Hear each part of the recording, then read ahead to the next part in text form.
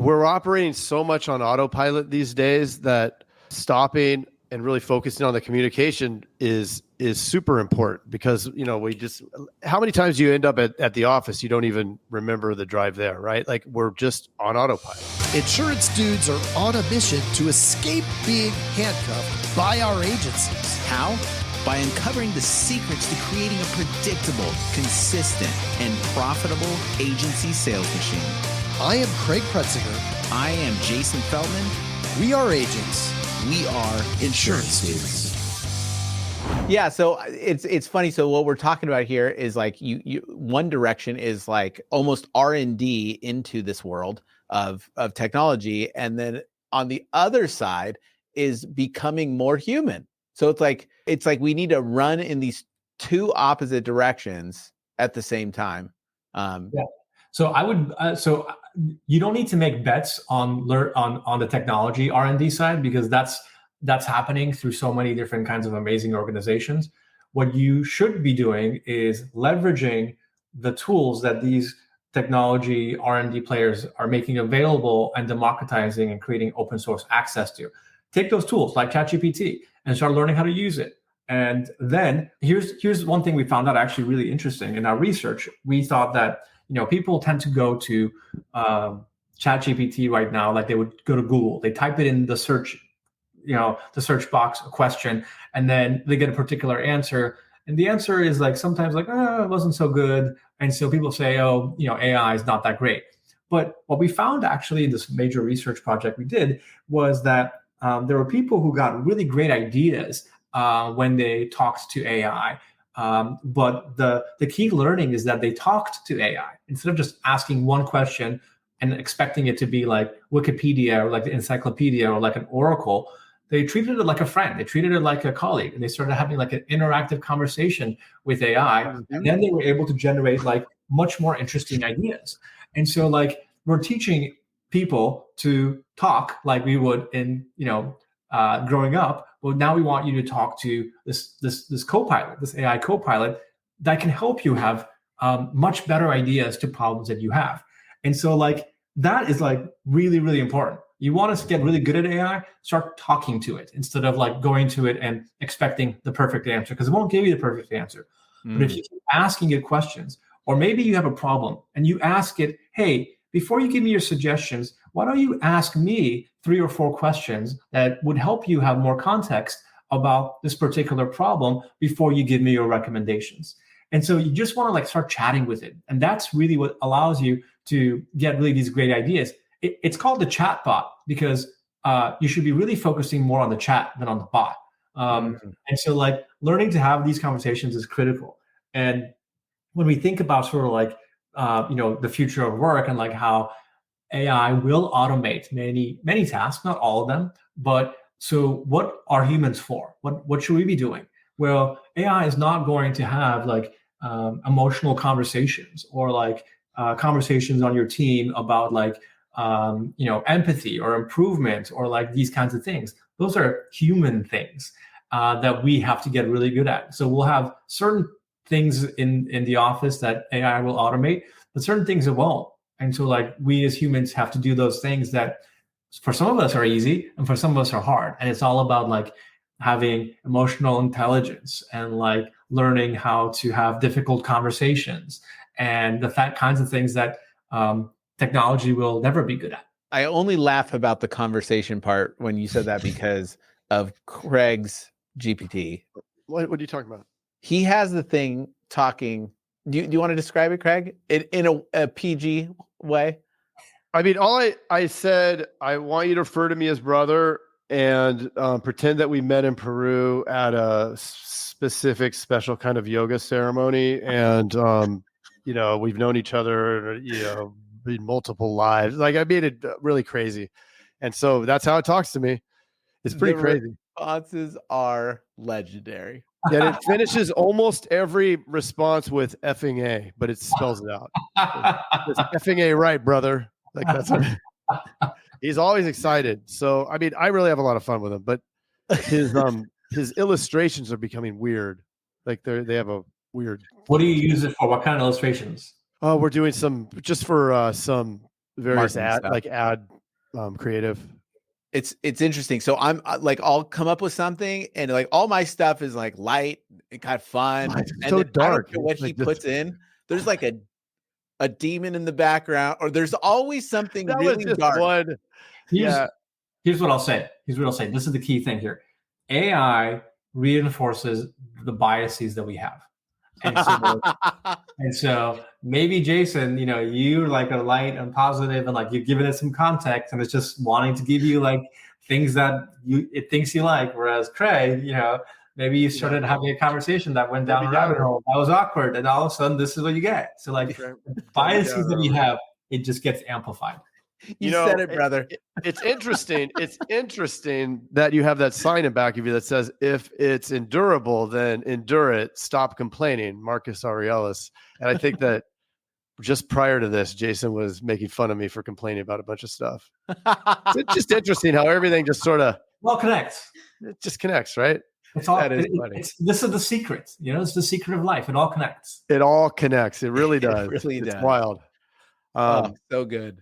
But it is interesting. And you bring up a really good point, because it's not just like if you use it at a superficial level, then you get superficial responses. If you dig and keep peeling back the layers, you really get some pretty valuable intelligence, I think. 100%. And you don't need any technical capability to do this. Right. This is literally just talking to the AI. If anything, it makes you better at asking questions. 100%. Yeah, completely.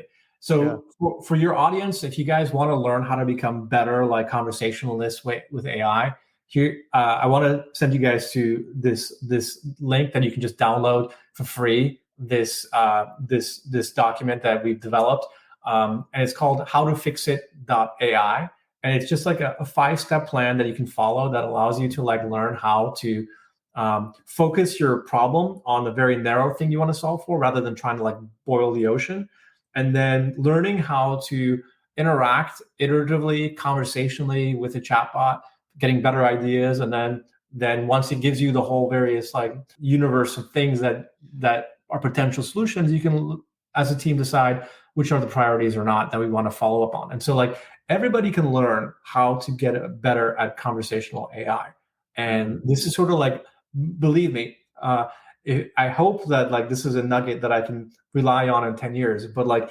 the future of human AI collaboration and the future of humanity as a result is dependent on how good we get at learning how to converse with AI. So if you think back to like the 1990s, when the internet first came out, we had like Mosaic, we had like Netscape and these weird browsers. But it wasn't until like the late 90s, early 2000s when Google really started becoming popular, and they had a very simple like search bar, and that was like the only thing. And people started learning how to interact with web browsers more effectively. And then fast forward the next 10 years, people got really good about learning how to use the internet. And it was all because we learned how to communicate the way that Google wanted us to communicate with it. And we're in that position right now, is that for in this next era, we have to get really good at learning how to communicate with AI. And we don't need to be like technical. We can legitimately just have conversations like you and I are having right now, which then reinforces the point that Jason and I made earlier, was that we have to lean into things that are more human. Like, how do we talk to each other? How do we solve problems? How do we like understand like, emotional intelligence? These are the things that are going to be like so critical for success going forward forever. I love that. Going back to your point of like everything's kind of interconnected, is that when we teach sales, because that's what we do in our agencies, and we have a program that teaches sales as well. When we teach sales, we have a technique called peeling the onion. Like whatever somebody says, an objection, or like when you're trying to connect with somebody, it's like peeling the onion, asking more and more questions, like why, right? It's just so funny how all that, like everything that we just talked about, whether it's understanding the human element more, it's like it's more of asking those questions, getting down to the core. And I think that like the same techniques that we're using in AI to become better at prompting AI and all these questions is just going to make us better if you look at it holistically. Like, just get better at asking questions. Be curious, like a child, and just keep asking. And I love that, Jason, about the child. Like, be curious like a child. If your listeners, I'm sure all have families. The best gift you can give to your kids and children is to like really help them become better communicators. That is, in addition to like traditional schooling and traditional to learning like STEM, science, technology, engineering, and math, which are all wonderful skills to learn. The best skill you can give your children is for them to become better communicators, whether that's with other humans or with other AI, because that's going to be the one thing that's going to differentiate people from their competition and also technology. I love that. Do you have kids? I don't, but I have a dog that I talk to, and Nice. He is very good at receiving my commands. Well, good Man, dog. I have 4, and it's like, I think about this kind of stuff all the time. And it's interesting because we homeschool our kids, and there's a lot of the school system that I wouldn't mind throwing in the garbage can. So we homeschool. In my opinion, it's like, I would rather teach them nothing and leave them out of school. I think they'll be better off. But anyways, that's neither here nor there. But like, when it comes down to like what's important about teaching them, is like the communications with their brothers and sisters. Like how does that make someone feel? Like understanding those type of things is so much more important than, as we're seeing, like, people had calculators 50 years ago. So it was like, but like now we can solve a lot of these problems, learn how to use the tools to, all the tools that we have, the AI and everything else, learn how to use the tools, learn a basic understanding of everything, but like really, and I guess it is really creative thinking, and it really is, like peeling the onion, but yeah, like it just makes me think like it's kind of a different world. We don't need to learn. I don't need to learn how to do calculus because lots of programs do it for me, and that's wonderful to know theoretically how to do it. But like, I'll be very honest, when I go to the restaurant, I can barely add the 20% tip, and I was a calculus student. Right. And what does that say? Like, I just don't need to know how to do that as much. And so, focus on the things that really matter. And so, let me give you guys like a tip to your audience. Like, if you guys want to learn how to like get really good at like conversational AI, is people right now go to like ChatGPT to like ask questions. Maybe they ask questions about work. Maybe they're asking questions about whatever. Here's what I'd recommend: ask a really personal question. And the reason I'm suggesting this is because I want you to have like an intimate conversation about something that really personally matters to you. And so, for example, maybe you have like an elderly mother, or like you have somebody you could take care of, and you've just got questions and you don't know how to deal with it. Ask a question about like, how should I act in my life in this particular regard that is something that is really intimate and personal to me? And you would be astounded as to the kind of content it'll offer you, kind of like a therapist, or kind of like a life coach, or kind of like as a trusted friend. And it'll open up a new avenue of, I hope, ahas that, wow, I can use this kind of AI for any sorts of thing. Right now, people think it's just like work related, but actually this is like a personal agent that can be used for any context. And so if you start having like a personal conversation with it, I think it'll help your audience reorient their awareness of the kinds of conversation they can have with it in the future when they're trying to solve a business problem. Yeah. I love it. We're operating so much on autopilot these days that stopping and really focusing on the communication is super important, because how many times you end up at the office, you don't even remember the drive there, right? Like, we're just on autopilot. Yeah. I mean, like before this, sometimes I do put my car on autopilot then. But yeah. Right before this podcast, I was on a call with a client that I'm helping this team with their transformation initiatives. And the topic of this call was, we need to learn how to communicate more effectively together. And so I was coaching the team leader on how to design this conversation that she will be having tomorrow with her team. And literally it was like sort of like the basics of communication that we put on autopilot. We just assume.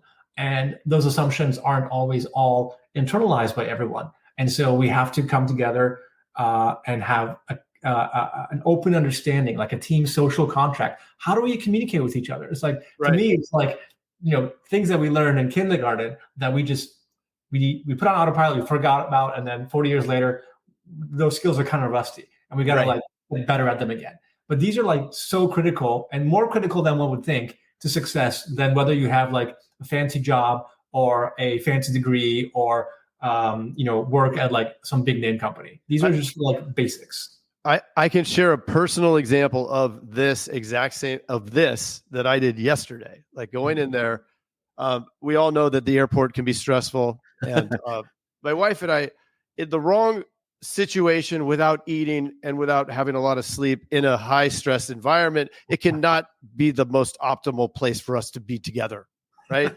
and we were together, and so in trying to understand how this whole thing unfolded and escalated, I turned to my friend ChatGPT, and I worked through I said, this is how I like my version of my perspective of the conversation. I would guess this is the other side of it, or even come up, or no, maybe it came up with that. Anyway, it was really interesting because it broke it all down, and then it said you may want to look at cognitive behavioral theory. Started breaking it into all these different things that was very useful, like good clues on ways to handle the situation so that it doesn't necessarily escalate, right? And of course, all of this is hypothetical. An email about that. The whole new thing, because we're always talking about it, emotional contagion. Have you heard of that before? Yeah. So it's like it's in tune with empathy, but not quite. It's different. It's like where you're more. It was very interesting. So, I mean, you learn things that you didn't even know were there. It's remarkable. What's funny is I had no idea that he had the conversation with ChatGPT. Sounded more like he was doing research. I did do research. Came up with it. It was much better research because in all the research I've done for the last 25 years around this same issue, it's never come up. So nugget of gold. And hopefully what you learned will help turn down some of the heat in that situation that we were in yesterday at the airport. Yeah, 100%. No, it's important because it gave an additional perspective, which is interesting that you get perspective. Additional perspective, that's empathy, right? And so like when we put ourselves in somebody else's shoes or a different situation, we like, okay, how are they seeing it? And what did they see that I didn't see that I maybe jumped down their throat about? And so like when, I'm not perfect at it. And so using like an AI to help me like understand somebody else's perspective or assumptions is supremely important and helpful when I'm trying to either have like, a professional success or, even a personal relationship success. I mean, the whole point is like being able to share dump your feelings out. Well, if you dump it there, like it was actually pretty cool. Like it came back with some very thoughtful responses. I was like, love that. Like, wow, that's interesting, And I love that. And then I said, you said that you aren't, that you don't have feelings, but this seems sort of empathetic what you're doing, and it's like, no, I'm just, and then it explained it away, but I'm like, I don't know. I mean, at what point do you draw the line and say, even though it's using inserted words or whatever, I mean, that's what we do. We learned those words in the same way that it did. What's the difference? Right. I mean, it's interesting. You trying to argue? It came up with it. It said the things you would as a human. What's the difference? Like, really? I don't know. It's interesting. Interesting. Okay. So I respect your time. We're up against the hour, but can you like let's say you jumped into an insurance agency and you had a staff of like, let's say 4 or 5 people. It's probably the average staff. And you were going in there. What would be like the top 5 things that you would ask or tune up? 5? Well, maybe 3 top. Like what's kind of top down? What are you looking at? So quick.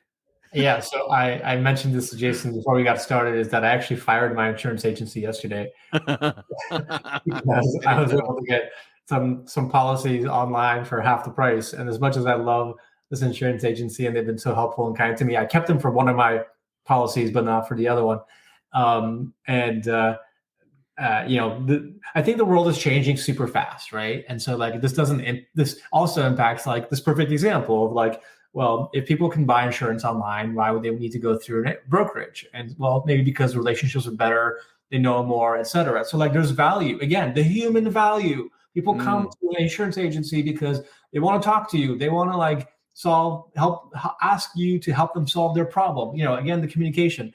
And so like that is like doubles down on my whole point, is that if you want to be successful in the future, you have got to be able to like relate to people and communicate with them and help them solve their problems. For some people, they don't need that because maybe they're knowledgeable about a policy, or for me, this was just like an auto policy. It was really basic. So I can do that online for like a lot less. And I have an old car. It doesn't really matter. But like if you got an agency, you got to make sure that you're relating to people and you're solving problems and communicate with them. So again, doubles down on my whole point of like the communication is the most important thing that you can get better at going forward. But to your question, Jason, about how would I ask what an insurance agency should be thinking about, or what would I ask them? I would ask them to identify maybe like their top 3 or 5 biggest problems, and they decide what they are. I don't know what they are, and they write it out. Maybe as a team, they have a small conversational breakout brainstorming session. Like, what are our top 3 or 5 biggest problems? And okay, so now we got those like delineated, and then I would say, okay, why are these a problem? And are there solutions to these problems? Is there technology solutions to these problems? And if there's no solution, can we use technology to make the problem less of a problem and more effective? So like, let's say one of your biggest problems is, I don't know how to identify new leads. And maybe you don't have that kind of background or on your staff. And so, okay, that's a problem number 1. Well, okay, can you use AI to help you identify leads, and how would you go about doing it? So first thing is identify your biggest problems, and then say, second part, how can I solve any of these problems? Or is there a solution or a technology that I can use? The third thing I'd say is like, you're not going to solve the problem right away, but run an experiment. Take a small bite out of one of your problem sets and say, okay, let's use this experiment and see over the next week or month if we can do this more effectively. And then we can assess at the end of the week or at the end of the month, was it successful, was it not successful? And if not, then we can pivot. So you got to sort of like approach your business like, here are the problems, here's the resources like technologies that we can use to solve them for. And then the behaviors are like, okay, let's actually run small experiments, small sprints to be able to really like run an experiment to see if we can actually solve the problem or not, and then go forward from there. That's how I would approach any small business that is trying to really grow, is by identifying your problems set, then looking at sort of like what tools can you bring in that are free or really, really inexpensive that you can use to solve those problems. And then you actually as a team have to design very short, small experiments to see whether you can actually solve them. And the answer to that is yes, you can solve it. And then you scale it up, or the answer is no. And then you run another experiment until you get to yes. And then you scale it up. The scientific approach. I have been accused of being too logical and not having feelings and relationships, etc. But like, that's how my mind works. And right. I think if you approach problem solving that way, that's like the framework. But then the second part, which is the magic secret sauce, is like that empathy and that emotional intelligence that you can like actually talk to people about those problems. When you bring them together, that's like magic, and that will really help you, like, I think, have success beyond what you'd imagine. I always say, like, it's funny, like us as agents, we always run our business like backward. Like we do the whole process backwards. We run our business on emotion, and then we manage our team on math. Well, you're not getting the, like the sales aren't here. This isn't here.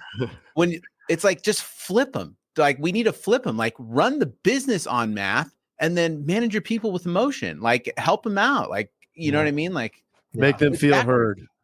Make them feel heard. People listen. Yeah. It's like basics again, like kindergarten. It's like people want to feel heard. They want to speak up. They want to be fed, right? Yeah. And they want to play. And those are the 4 things that if we can create that kind of space within our work environments, whether you work in a large company or a small company, small team, people want to speak up. They want to be heard. They want to be fed. They want to play, and they want to feel like that they belong. And those are like, again, elements that everybody can get good at and help design that kind of like welcoming culture within their teams. So love it. great. You went the Wisdom. distance. You went the distance, Ken. You did. Dude, it's is fun. Keanu without the ooh, Craig. Yeah. Did I say that? Exactly. I was trying to do Keon. I don't know. It's really difficult without putting the ooh. It's difficult without the ooh. Keanu. That is awesome. So how can people, if they want to learn more about you? Yeah, Where they can awesome. find you. I'm on LinkedIn. If you're ever interested, you can always follow me on LinkedIn. But if you want to learn more about my research, specifically how to use AI to solve problems on your team, I recommend you guys check out howtofixit.ai, howtofixit.ai. You can learn more about like some of those capabilities, how to become better conversationalists with AI, and you can also just contact me through there as well. Yep. Awesome. A lot of great stuff on your LinkedIn, and I just did a little ding. So there you go. Thanks, guys. It was such a pleasure. It was awesome having you on. Fun. Yeah. Yeah, And really appreciate Greg, it. I really hope you have safe travels and don't run into yeah. crazy situations like I tend to find myself in. I promise I'm not being held here against my will. I promise. Love it. Bye.